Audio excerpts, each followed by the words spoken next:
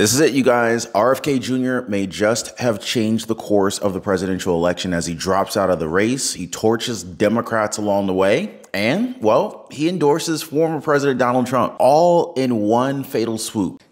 In my heart, I no longer believe that I have a realistic path to electoral victory in the face of this relentless systematic censorship and media control.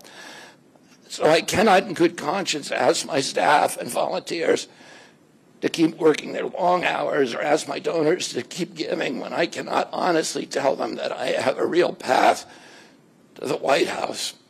Furthermore, our polling consistently showed that by staying on the ballot in the battleground states, I would likely hand the election over to the Democrats with whom I disagree on the most existential issues.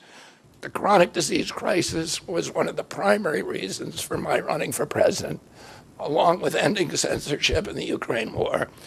It's the reason I've made the heart-wrenching decision to suspend my campaign and to support President Trump. This decision is agonizing for me because of the difficulties it causes my wife and my children and my friends. But I have the certainty that this is what I've meant to do. And that certainty gives me internal peace, even in storms. Honestly, what the Democrats did to RFK Jr., the lawfare, the blocking him from the ballot, it just really makes you feel bad for the guy. They were just so horrible to him, and it's definitely pathetic for them to do all that. Meanwhile, you have former President Donald Trump graciously accepting the endorsement from RFK Jr. and even considering a position for the man in his administration. We just had a very nice endorsement from RFK Jr., Bobby. And I'll be talking about that. We're heading out right after this. We're going to be going to Arizona. We'll be talking about that and a lot of other things too. But I just want to thank everybody. And I want to thank Bobby. That was very nice. That was really very nice. That's big. He's a great guy, respected by everybody. Now, you heard him, guys. That was Fox News host Jesse Waters calling the RFK Jr. announcement the game changer that tips the scale in November. And we predicted this, guys. From the way that RFK Jr. is endorsing the former president, you just know that Donald Trump is in no way undercutting anybody's rights. Am I right, guys? Now, compare this to how he talks about Democrats and their exhausting millions of dollars just to block him from the ballot. And this Democratic Party is doing everything in its power to make sure that Americans are disenfranchised. There's 1 million people, 1 million American voters who have signed petitions to get me on the ballots. And there are tens of millions who want to vote for me. And the Democratic Party, in my opinion, ought to be winning elections by competing on the battlefield of the campaign, debating, giving interviews, doing all the things that candidates and democracies are supposed to do. And to me, it's a sad devolution of this party that the only way that it can win elections is to keep its opponents off the debating stage, off the ballots, and use lawfare to try to win elections rather than campaigning.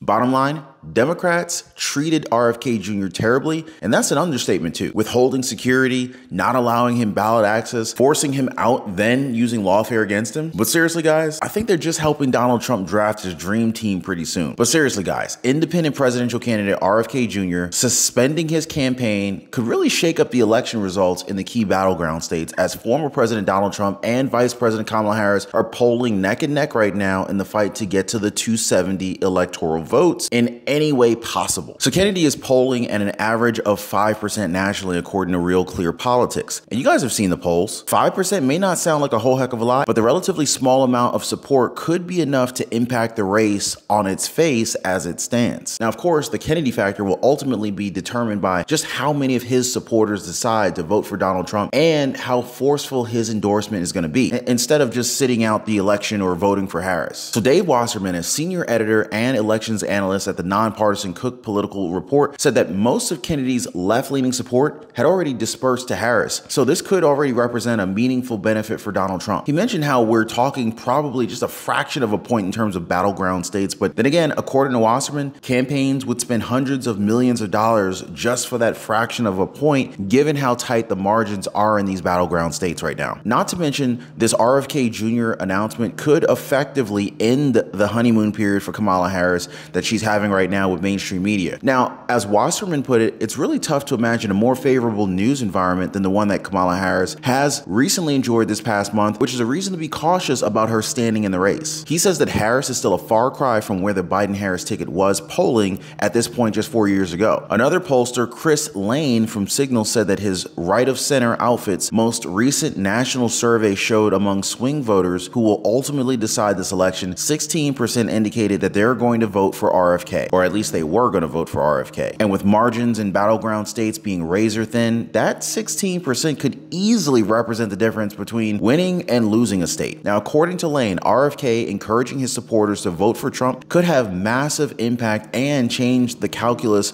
for both Trump and Harris, especially in battleground states. Lane also mentioned how those 16% are more center-right than anything and will ultimately add to Donald Trump's ballot share because their data shows a 4-to-1 ratio. These swing voters are more likely to call themselves conservatives than liberals. So yeah, most probably a very strong showing for Trump if these voters go to him. Now, Scott Rasmussen, founder of the public opinion firms RMG Research and Rasmussen Reports, also said recent polling indicates a slight benefit to Donald Trump. Their latest poll showed Harris up 2 points, 48% to 46%, with RFK in the mix at 3%. Now, when we pushed the RFK voters to make a choice, the race was tied at 49% to 49%. Like the other pollsters, Rasmussen pointed out how in recent years, we've had the Electoral College winner determined by a relative handful of voters in a few key swing states. And he predicts that if that happens again, any blip in support for RFK voters could be massively important. So what do you guys think? Are you feeling excited for former President Donald Trump? Just drop a quick yes or no in the comments down below and hit that like button to show your support, guys. Also, while you guys are at it, you can also hit that subscribe and tap that notification bell. That way you won't miss out on any of our content when they drop, all right? All right, guys, you all set?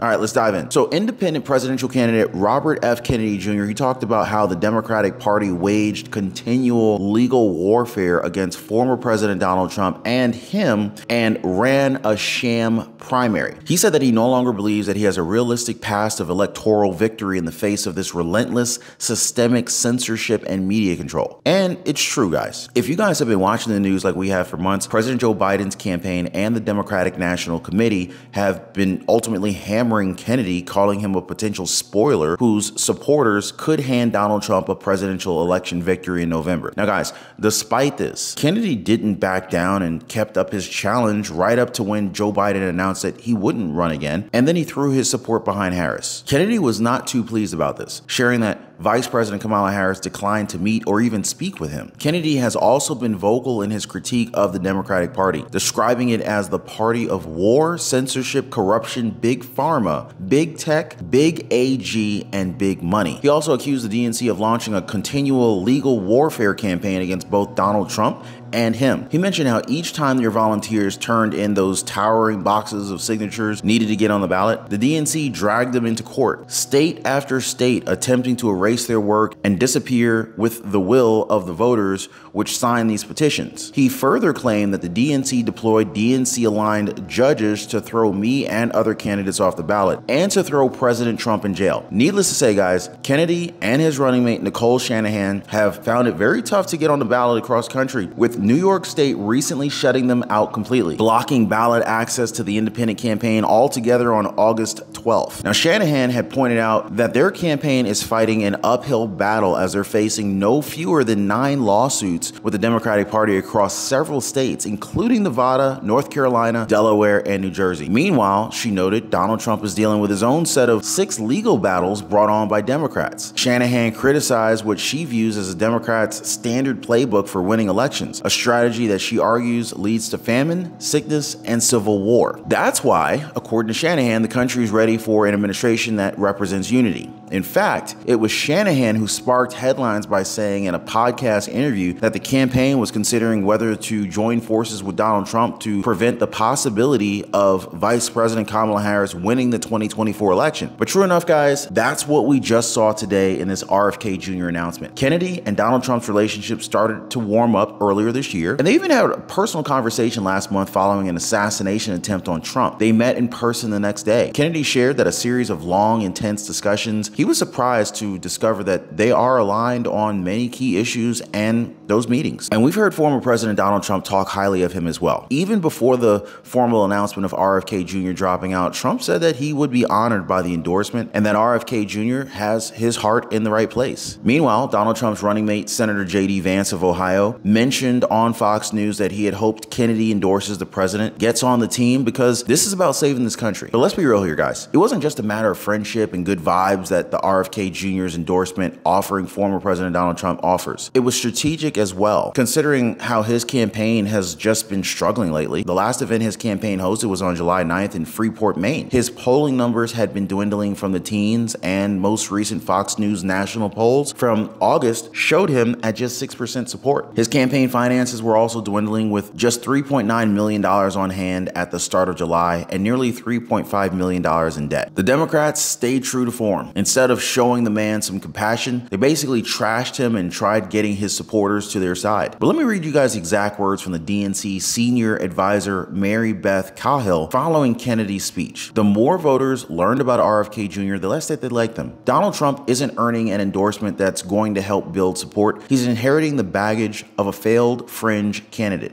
Good riddance. I mean, not very supporting of them, I gotta say. But then the Harris-Walz campaign released this statement: for an American out there who is tired of Donald Trump and looking for a new way forward, ours is a campaign for you. In order to deliver for working people and for those who feel left behind, we need a ladder who will fight for you, not just for themselves, and bring us together, not tear us apart. Vice President Harris wants to earn your support, but with the way that they've been blocking RFK Jr. from the ballot, I doubt his supporters are going to believe him on this. Am I right, guys? But let me know your thoughts. Do you feel like Harris deserves any of RFK Jr.'s votes, especially after what the Democrats did to this man? Drop me a quick yes or no in the comments down below, guys. And we're gonna pick this up again in a future video. And speaking of, I definitely recommend checking out my other video talking about Harris and Walz's very questionable policy and campaign decisions. I guess what I'm trying to say is, don't be a stranger, you guys. Check out that other video. And thank you so much for hitting the like button. Thank you for subscribing and sharing this video. I'll see you on the next one.